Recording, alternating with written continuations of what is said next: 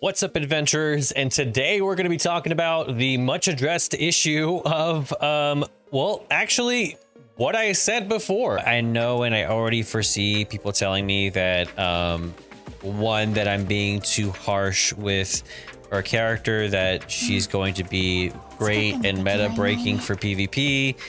I think you're right. I've never come back and been like, you know what, guys, I was categorically wrong, but I was categorically wrong about Lily May. Now let's start out with a bit of the negatives, some of the negatives that I think are still need to be improved upon. I want to put this at the front of the video before we start glazing, but honestly, what I wanted to talk about just to start out is Lily May is just, even at the level that I have her at, is just performing and overperforming. But I think one of the worst aspects currently about really just pulls in general right now is that I think that because the limited rank banner is so full pity reliant, it almost becomes it becomes like a catch-22 where picking out your limited rate banner character, yes, you get the benefit of you don't have to worry about your characters being wishlisted. Yes, you don't got to worry about, in Lily May's case, fighting with 5 other characters. I mean, a 1/8 chance and a 1/5 chance, and those is still, you know, it's still odds you have to fight against, but just the rate up recruitment is just not good. I mean, if you don't know how this works, essentially the amount of chances you get to pull this character is based on how many characters you have in a certain tier, and so you are limited by that regard. But it's not like having the higher rates necessarily improves those chances wildly. These are just the amount of chances you have getting it, meaning you'll stop getting her at a certain point. And so honestly, the weird part about this is that even though she's such a great character, I still hate to pull for this, because when I pull for all hero recruitment, at least I get 3 A-level heroes, and that's hard to balance when you're considering, well, one character. You know, maybe you get a couple of A-level heroes if you do your 10 pulls, which is what I try to do. I try to do like my 1 pull a day to try to see if I can get another copy maybe, but it's really hard to get additional copies of these heroes. So let's talk more about marilee. Let's just be honest about the character. I mean, really, to be honest, her benefits are, it seems like they're underplaying it in the stats almost, because the way it looks, it doesn't right on the forefront make sense why she does so well, but it's really just hidden in her basic abilities. Her basic abilities have so much potential to work with things like Dream Realm and especially PvP, just from her basic abilities. I only have her at Legendary, and she is performing, if not outperforming, other characters.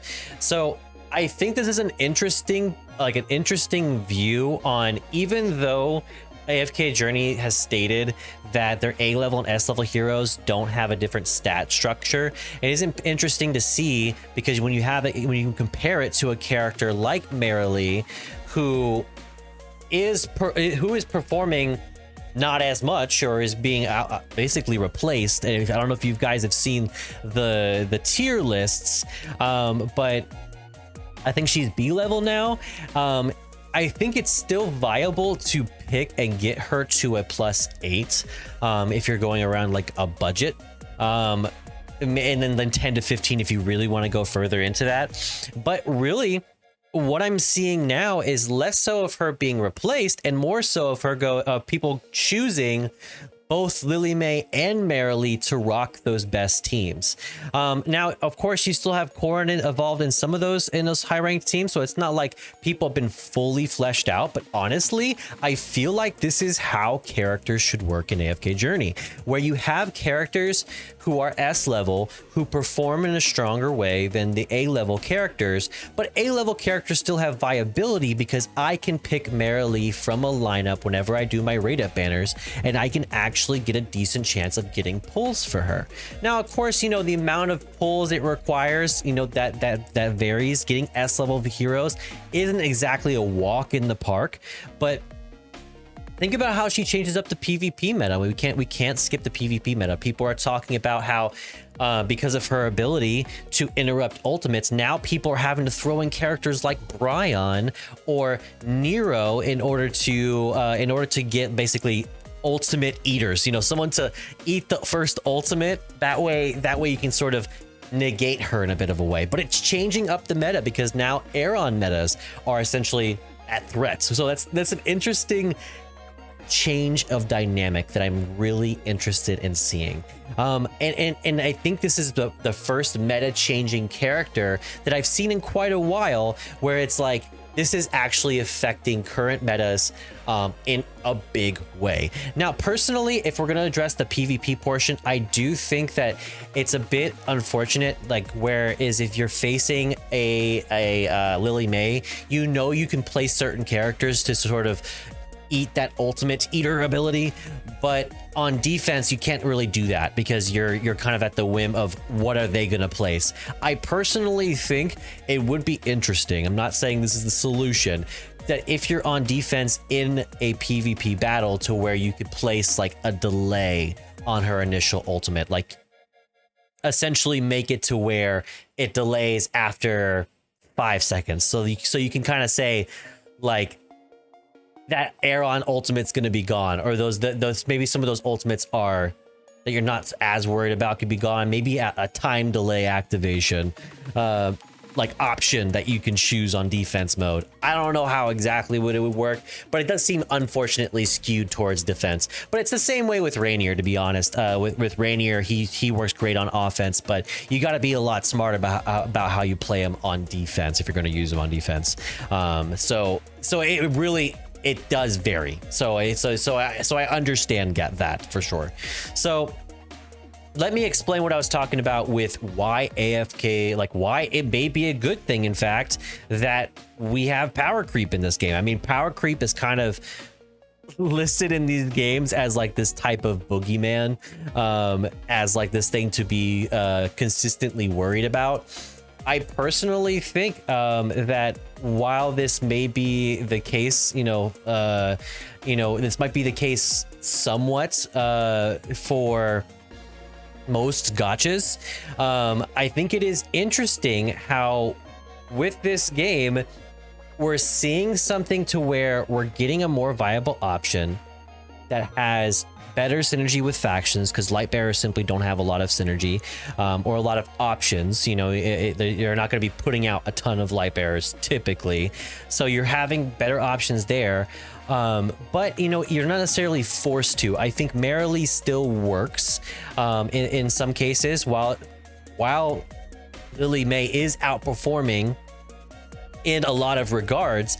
I think at the same time, I think it's still like you still want to get her to a certain level, and you don't have to get her to the max level, and she's still strong. I mean, I'm right now using her at legendary, and she's doing pretty decent. I've done a few before this. I just wanted to try this out with both of them on the field just to see how it would go.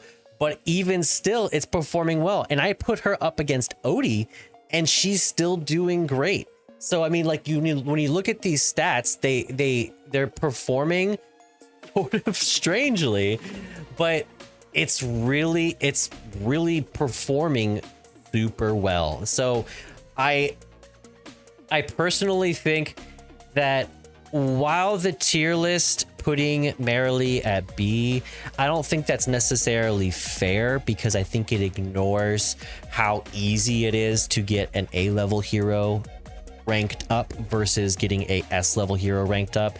I don't think it's like an exact one-to-one translation exactly. I think it is much easier to do an A level hero. I think at the same time, one thing that's super unfortunate is that we're not seeing we're not seeing a change in the rate up banners. I think right now the rate up banners just are not performing in line with what they should be for an exclusive rate up banner. I can definitely understand not giving us a ton of A-level heroes. I mean, most games have a few A-level heroes that you get when you don't get the S-level hero or the 5-star, whatever game you may be playing. But at the same time, the chances on getting these is just not high enough to where I think I've invested like over 10k diamonds into this, and only have gotten one copy. So I think having this the way it is currently is a bit unfortunate. I mean, we do have plenty of time here, but I think it kind of makes these rate up banners not as good as they should be. At the same time, and I want to be honest about this, I am eating my words with this, and that if Lily May is just absolutely performing, even at the level she's currently at. I'm loving seeing the combinations that marilee still has viability, and I'm loving how the meta is changing around this character. So definitely a change that is well welcomed, and power creep that is well welcomed. And now that we're seeing that AFK Journey might start doing collabs, we might start seeing a lot more power creep that works in this manner. I think we've been overdue. I think the game for a while has had a few staple characters that have really dominated the scene, and that's been nice for like understanding a meta. But if you look at some of these teams and tier lists, they haven't been updated since like November of last year. So it's nice to see that this is actually changing things up in a different way. And the other thing is it's oddly accessible despite the rate up recruitment still being kind of trash. To be all honest, it is nice to see. So hope you enjoyed the video. I hope this added some perspective for you, and I hope this this helped improve your understanding of how things are going, some things we can improve later on, and some good things to come, hopefully, as you know, if this is signs of the future for the game. So oddly positive video, so W. All right, so I'll catch y'all in the next one, and may fortune favor your journey. Peace.